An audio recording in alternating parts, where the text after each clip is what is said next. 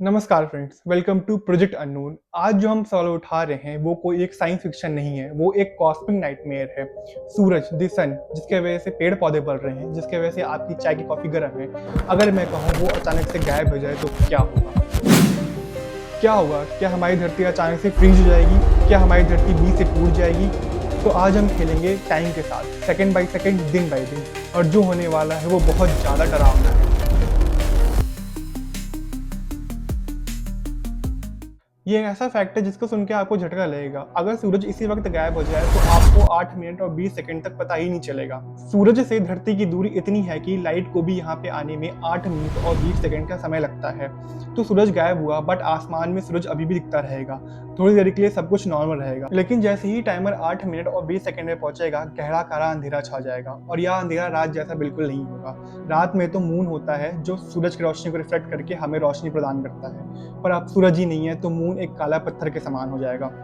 अब यहाँ शुरू होता है असली खेल। सिर्फ रोशनी की ग्रेविटी भी गायब हो जाएगी। अल्बर्ट आइंस्टाइन ने बताया था कि ग्रेविटी भी लाइट की स्पीड से ट्रेवल करती है, तो जिस सेकंड सूरज गायब होगा ग्रेविटेशन पुल भी खत्म हो जाएगा। धरती ने सूरज को बाय बाय कर दिया। सोचिए, आप एक बॉल को धागे से घुमा रहे हो और धागा टूट गया तो क्या होगा? बॉल कहाँ जाता है? वो सीधे बॉल उड़ जाती है। बिल्कुल वैसे ही धरती भी 1 लाख किलोमीटर प्रति घंटे की रफ्तार से स्ट्रेट लाइन में स्पेस में ट्रेवल करती रहेगी। अब हम किसी स्टार का चक्कर नहीं लगा रहे, अब हम एक रॉक प्लैनेट बन चुके हैं। अब सवाल ये है कि ठंड कितनी होगी? कुछ लोग का मानना है कि जैसे ही सूरज गायब होगा एकदम से सब कुछ फ्रीज जाएगा, पर ऐसा नहीं है। धरती के पास भी खुद का अपना एक एटमॉस्फेयर है, एक अपना खुद का कंबल है जो धरती को कुछ समय तक गर्म रखेगा। पहली रात टेम्परेचर थोड़ा सा नीचे जाएगा, 10 से 15 डिग्री तक टेम्परेचर नीचे गिर जाएगा। सबको लगेगा कि अचानक से ठंड बढ़ चुकी है, एसी बंद कर दो। लेकिन जैसे ही रात धीरे धीरे ढलेगी वैसे वैसे टेम्परेचर गिरता चला जाएगा।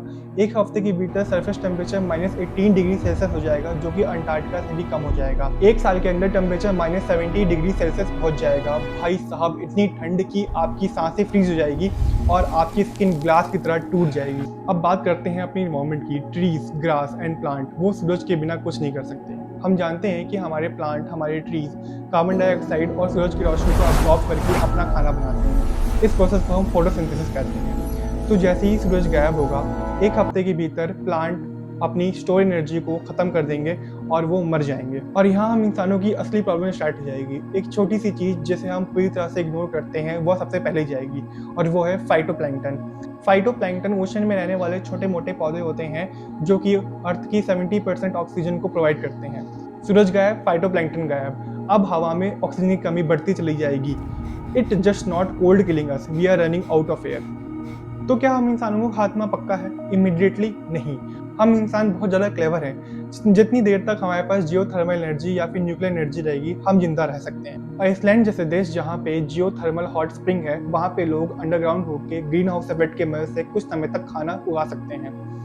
लेकिन इसके लिए भी हमें धरती के अंदर जाना पड़ेगा। अब धरती एक फ्रोजन हेल बन चुकी है और इतनी सख्त हो चुकी है कि उसे खोद पाना बिल्कुल नामुमकिन हो जाएगा। ओशन में क्या होगा? इंटरेस्टिंग बात यह है कि ओशन के 100 मीटर का सरफेस पूरी तरह से बर्फ की चादर बन जाएगा और नीचे लिक्विड ही रहेगा। क्योंकि धरती का कोर अभी भी गर्म है, तो वहाँ के जीव बिना लाइट के हाइड्रोथर्मल वेंट के पास कुछ समय तक जिंदा रहेंगे। व्हेल, ऑक्टोपस और डीप सी क्रिएचर्स, उन्हें सूरज की रोशनी की जरूरत नहीं पड़ती है, लेकिन उनका भी फूड चेन अब टूटने वाला है। अब जो होने वाला है वो बिल्कुल सिनेमैटिक और अनरियल होगा। धरती इतनी ठंडी हो चुकी है कि एटमॉस्फेयर डायरेक्ट सॉलिड फॉर्म में कन्वर्ट होना स्टार्ट हो जाएगा। आप सोच रहे होंगे आकाश कैसे गिर सकता है? जब टेम्परेचर -200 डिग्री सेल्सियस पहुंचेगा तो हवा में मौजूद नाइट्रोजन और ऑक्सीजन, जिसमें हम सांस लेते हैं, वो स्नो की तरह नीचे गिरने लगेगी। इमेजिन करो, आसमान से बर्फ नहीं, सॉलिड एयर की बारिश हो रही है। धीरे धीरे एटमॉस्फेयर की लेयर धरती पर बैठ जाएगी और अर्थ बिल्कुल नंगी हो चुकी होगी, बिल्कुल मून की तरह। तो इस सब के बाद जिंदा कौन बचेगा? शायद कुछ हजार लोग जो मिलिट्री बंकर में रह रहे होंगे, लेकिन रिसोर्स खत्म होते ही उनका भी गेम ओवर, हिस्ट्री खत्म। प्लांट और एनिमल सब एक्सटिंक्ट हो जाएंगे। तो इस स्टोरी में एक सुपरस्टार भी है जो कि है टार्डिग्रेड, यानी जल भालू।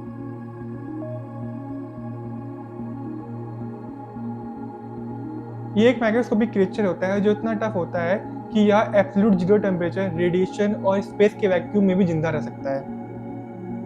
ये अपने आप को सुखाकर एक मम्मी के स्टेट में चला जाएगा और वेट करेगा। शायद लाखों सालों बाद यह फ्रोजन अर्थ किसी नए सूरज के पास से गुजरेगी और वो उसे अपनी ऑर्बिट में ओर खींचेगा। बर्फ पिघलेगी, टार्डिग्रेड्स फिर से जिंदा होंगे, नए जीवन की शुरुआत होगी, लाइफ 2.0। तो दोस्तों ये था एक डार्क थॉट एक्सपेरिमेंट। घबराने की बात नहीं है, सूरज कहीं गायब होने वाला नहीं है, एटलीस्ट 5 मिलियन ईयर तक तो नहीं। लेकिन यह सिनेरियो हमें यह बताता है कि सूरज हमारे लिए कितना ज़्यादा इंपॉर्टेंट है। तो रोज सुबह उठो, गुड मॉर्निंग बोलो और सूरज को भी मेंटली थैंक यू बोलो, क्योंकि वो एक परफेक्ट न्यूक्लियर रिएक्टर है जो कि फ्री में बिना किसी वायर के हमारी लाइफ को सपोर्ट कर रहा है। तो अगर आपको भी ये कॉस्मिक जर्नी पसंद आई हो तो लाइक बटन को दबा के सूरज को शुक्रिया अदा करें। और अगर आप भी ऐसी अननोन सीक्रेट के बारे में जानना चाहते हैं तो सब्सक्राइब करें प्रोजेक्ट अननोन को और पास वाली बेल आइकन को दबाना मत भूलिएगा। और कमेंट्स में जरूर बताना अगर सूरज गायब हो जाता है तो आप आखिरी 8 मिनट के लिए क्या करेंगे। तो दोस्तों मैं हूं नीतीश कुमार, अगली वीडियो तक के लिए जय हिंद, जय विज्ञान, स्टे क्यूरियस, स्टे अननोन।